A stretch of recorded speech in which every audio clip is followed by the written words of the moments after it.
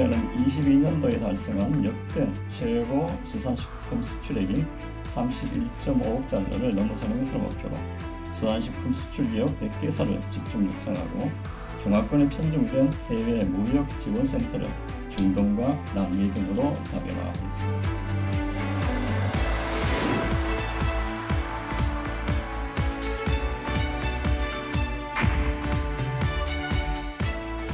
요즘 많은 언론을 통해서 K푸드에 대한 관심이 집중되고 있습니다. 특히 외국에서 큰 인기를 끌고 있는데요. 김현재 앵커, K푸드 하면 어떤 게 떠오르세요? 라면이나 딸기 이런 게 좀 떠오르는데요. 그렇죠. 네. 자, 빼놓은 게 있습니다. 바로 김인데, 자, 전 세계적인 인기를 또 김이 얻고 있습니다. 정부가 올해 수산식품 수출 역대 최대치를 달성하기 위한 전략을 발표했습니다. 특히 이번 전략은 트럼프 2기 행정부의 관세 정책에 대응을 하고 한국 수산식품의 글로벌 경쟁력을 높이는 데 초점이 맞춰져 있습니다.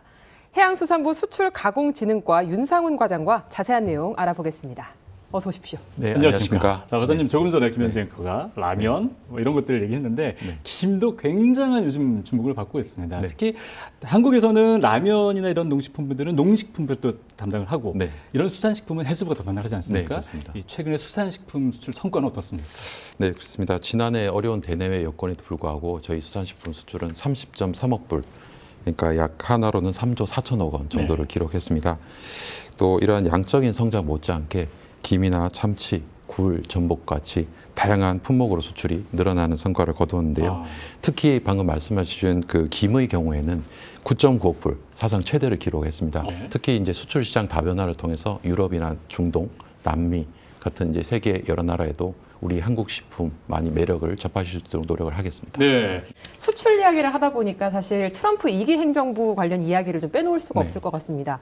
보호무역주의가 좀 강화가 되면서 이것이 수산식품 수출에도 영향을 미치는 거 아니냐 이런 이야기들이 있는데 좀 어떻습니까? 네, 그렇습니다. 사실 미국의 관세 조치 같은 게 사실 아직 확정된 부분은 많지는 않습니다만 우리 수산식품 업계에서도 직접적인 피해뿐만 아니라 이게 간접적으로 좀 유동성 악화라든지 좀 기업에 좀 부담이 좀 가중되는 거 아니냐 이런 걱정을 하시는 분들이 많습니다.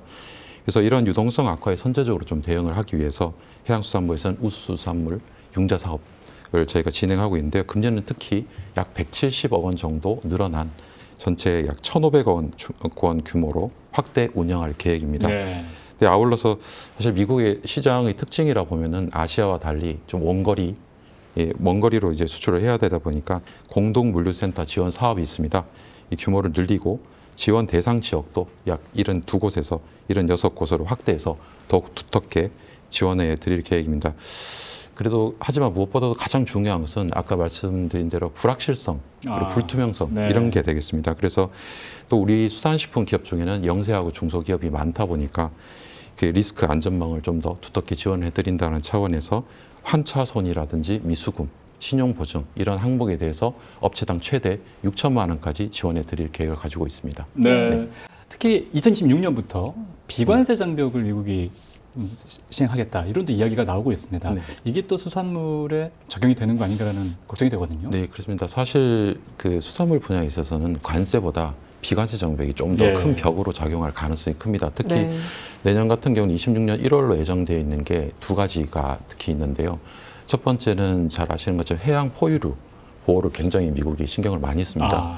이런 그 해양 포유류를 같이 혼액을 할 가능성이 있는 어법으로 잡은 수산물에 대해서는 규제를 하겠다라는 게 하나 있고요. 또 식품안전현대화법이라고 있는데 이거 같은 경우에는 수입식품 안전 관리를 위해서 수출 기업에게 상품의 생산부터 미국으로 들어오기 전까지 모든 당비 이력 정보를 그 보관을 해라. 그리고 그 보관한 정보를 유사시에는 즉시 미 당국에 제출하도록 의무화를 하는 그런 규제입니다. 그래서 해양수산부에서는 이들 규제에 대응을 하기 위해서 먼저 해양포유류 보호법과 관련해서는 저희가 수출허가 발급에 필요한 체계를 우선 마련을 하는 게 급선무고요. 이 밖에도 비관세 장벽 저희가 대응 센터라고 있습니다. 그래서 1대1로 기업의 애로사항을 상담을 해드리고요. 특히 금년도에도 새롭게 저희가 개설할 예정이 있는 비관세 장벽 플랫폼이 있습니다. 이거 같은 경우는 무엇보다 정보 공유가 굉장히 중요하기 때문에 어떤 기업의 어떤 나라에서 비관세 장벽의 어떤 정보 그 규제가 있을 것인지를 미리 실시간으로 알려드리는 체계도 올해 구축할 계획입니다. 네. 이 아무래도 수산식품 수출 기업들 같은 경우는 앞서 말씀해주신 그런 무역 리스크에 대한 우려가 있다 보니까 이에 대한 대비도 사실 좀 필요할 것 같은데요. 네. 기업별로 업종별로 안전망을 구축하는 데 좀 나서신다고 하는데 어떤 내용인가요? 네, 그렇습니다. 방금도 짧게 말씀드렸습니다만 그 미국발 통상 압력뿐만 아니라 뭐 유럽이나 일본 같은 경우는 식품 안전 위생 관련 규제가 사실 더욱더 거세질 것으로 네. 생각되고 그에 대한 리스크도 많을 것으로 예상이 됩니다. 우선 수출 보험 지원 같은 경우에는 환차손, 미수금 리스크를 중점적으로 보존해 드리는 사업입니다. 그리고 최근 환율과 관세 동향 관련해서 그 수출 기업들, 특히 수산 기업들에서는 굉장히 수요가 늘고 있습니다. 예. 그래서 이에 관해서 각 지원 규모를 좀 확대를 하고요. 또 수출 바우처라는 사업이 있는데 이 같은 경우에는 매뉴얼을 해서 지원 사업이 내가 맞춤형으로 필요한 것들을 뽑았을 수 있도록 하는 사업입니다. 그리고 또 사실 저희 해양수산부뿐만 아니라 법무부처적으로 그 준비를 하고 있는 부분들이 있습니다. 법무부처 차원에서 운영하는 관세 대응 119 창구라든지 또 최근에 문제되는 미국, 멕시코, 또 캐나다 이런 국가들에 있어서 20개국 무역관에 헬프데스크도 마련이 되어 있습니다. 그래서 이러한 다양한 제도들을 또 놓치거나 또 정보를 좀 몰라서 이용을 못 하시는 부분들이 없도록 사업 홍보도 열심히 할 생각입니다. 네. 자, 수산식품의 대표적인 상품하면은 바로 김이라고 할 수 있습니다. 요즘 같이 원달러 대비 환율이 높아질 때는 사실 김 같은 경우 아까 말씀하신 것처럼 뭐 원료를 수입하는 것이 아니기 때문에 맞습니다. 환율이 올라가면 올라갈수록 더 많은 성과를 낼 수 있는 부분 아닌가 싶어서 굉장히 중요한 것 같은데 특히 김 같은 경우는 이런 수출 경쟁력을 계속 강화하기 위한 방안들은 어떤 것들이 있을까요? 맞습니다. 방금 말씀해 주신 것 같이 김 같은 경우에는 사실 저희가 수출을 하는 부분에 대해서 인지도가 그렇게 높지는 않은 부분이 네. 많은데요. 근데 다행스럽게도 김 같은 경우는 우리 바다에서 나는 국내 원료로 거의 생산이 되기 때문에 부가가치 창출 면에서 조금 더 유리하다라고 볼 수 있습니다. 그래서 이런 김의 수출 주도권을 특히 경쟁국 같은 경우에는 일본이나 중국 이런 국가들이 되겠습니다만 주도권을 더 공고히 하기 위해서 생산 기반을 강화하고 고부가가치화 전략을 추진할 계획입니다.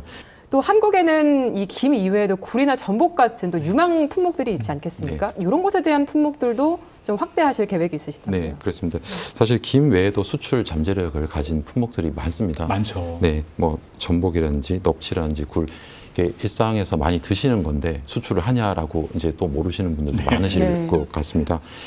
우선 이들 품목에 대해서는 고차 가공 기술을 개발을 하고 가공 제품 위주로 수출이 필요합니다. 이게 여러 가지 이유가 있습니다만 우선 가공 제품이 부가가치가 월등합니다. 예. 네. 특히 유럽이나 중동, 남미 같은 데 수출하기 위해서는 아무래도 보관, 운송, 콜드체인 이런 것들이 굉장히 필요하기 때문에 아무래도 운송 보관이 쉬운 가공품 위주로 하는 것이 좀 필수적인 네. 상황입니다.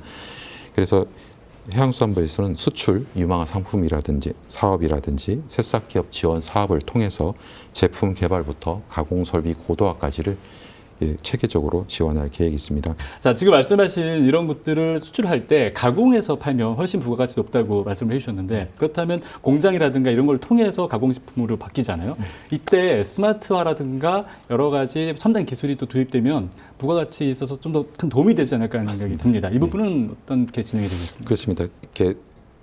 저희가 수산식품 가공에서 가장 큰 전제가 되는 것이 가공 기술 개발 그리고 스마트화입니다.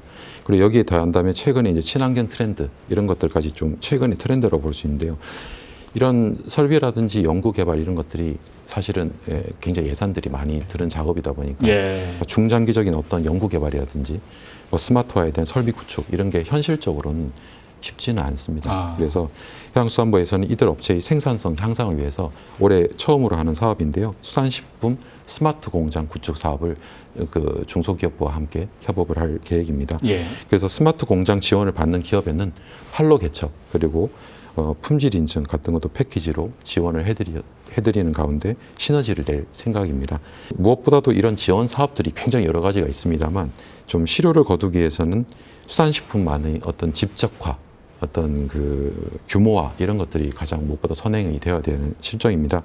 이를 위해서 전남 그리고 부산과 같은 곳에 지금 권역별로 추진 중인 수출 클러스터 사업이 있습니다. 이걸 차질 없이 진행을 해서 저희 지역에서 드시는 특화 수산물도 세계적인 상품이 될 수 있도록 노력할 생각입니다. 네, 뭐 얘기해 주신 이 스마트화 설비 구축이라든지 비건 제품들 이런 걸 활용해서 만들어진 제품들이 더 많은 나라에 사실 수출이 되면 좋을 텐데 지금 그동안에는 수산식품이 일본, 중국, 미국에 주로 많이 수출이 됐었는데 신흥국들로 좀 시장을 확대하신다고요? 그래서 실제로도 사실 최근에 조금 다변화 노력에 힘입어서 수산식품 수출 성장세가 러시아 같은 경우에는 약 45%, 그리고 예. 프랑스 같은 경우는 20% 넘는 신장세를 보여주고 있습니다. 그래서 어느 정도 좀 잠재력을 평가받고 있다라고 보셔도 될 것 같습니다. 이에 따라서 해양수산부에서는 신흥시장 진출 노력도 체계적으로 뒷받침해 나갈 생각입니다. 우선의 신흥시장 진출을 준비하는 기업을 대상으로는 맞춤형 현지조사, 그리고 K시푸드 앵커숍을 통한 마켓 테스트를 지원하겠습니다. 이 앵커숍은 또 생소한 개념이 될 수도 있겠는데요.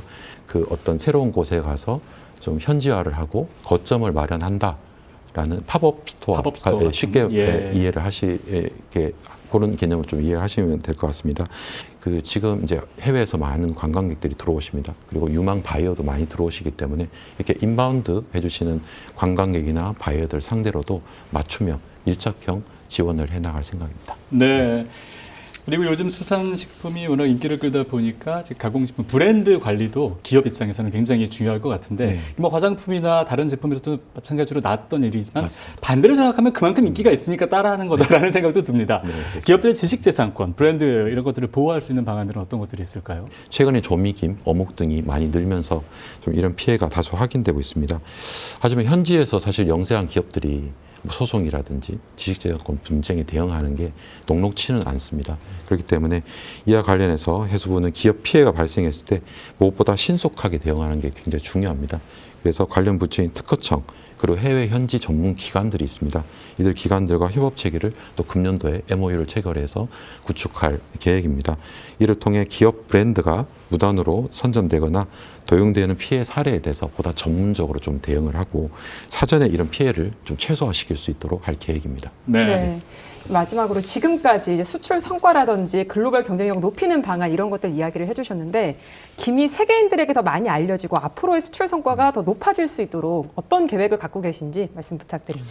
네, 그렇습니다. 이게 앞으로도 사실 금년뿐만 아니라 사실 항상 그 위협적인 요인과 기회 요인이 같이 공존한다고 생각을 하고 있습니다. 아울러서 기회 요인을 살리기 위해서는 새로운 수출 시장도 과감하게 개척을 하고요.